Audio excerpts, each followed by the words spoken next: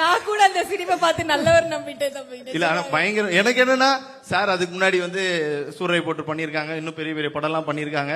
கரெக்டா எனக்கு ஃபர்ஸ்ட் நாள் அதுல வேற எது ட்ரைபாடு அந்த மாதிரி போட்டா கூட சாருக்கு பெரிய ஒரு கஷ்டம் இருக்காது. ஷோல்டர்ல தூக்கி வச்சிட்டாரு என்னோட ஷாட். அப்போ நான் வந்து நிக்கணும், ஒரு மார்க் கொடுக்குறாரு, நான் தாண்டி போய் அவர் மடியில விழுவுறேன்.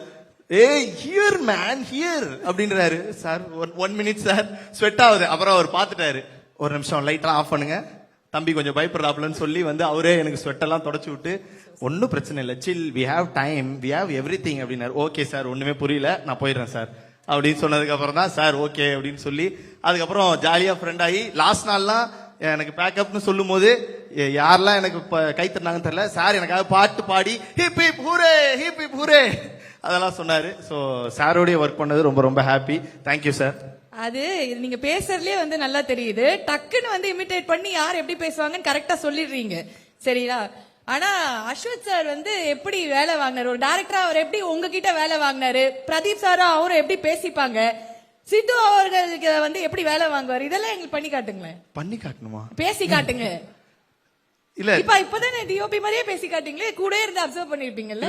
அவங்க வந்து ஏன்னா அவங்க 2 பேர் ஒரு ரொம்ப வருஷமா, ஒரு 12-13 வருஷமா அவங்க 2 பேர் ஃப்ரெண்ட்ஸ்ன்றனால ஒரு டைரக்டர் ஒரு ஆக்டர் அவங்கக்குள்ள இருக்க ஒரு கான்வர்சேஷன் மாதிரியே இருக்காது. ஃப்ரெண்ட்ஸ் மாதிரி தான் கேஷுவலா இருக்கும். ஏ மச்சான் நான் இது ஒண்ணு பண்ணிருக்கேன்டா, நான் இது ஒன்று பண்ணிருக்கேன், ஏ மச்சான் நான் இது ஒன்று போடுறேன்டா, ஏ நான் இது பண்றேன்டான்னு ரொம்ப கேஷுவலா பேசிப்பாங்க அவங்க.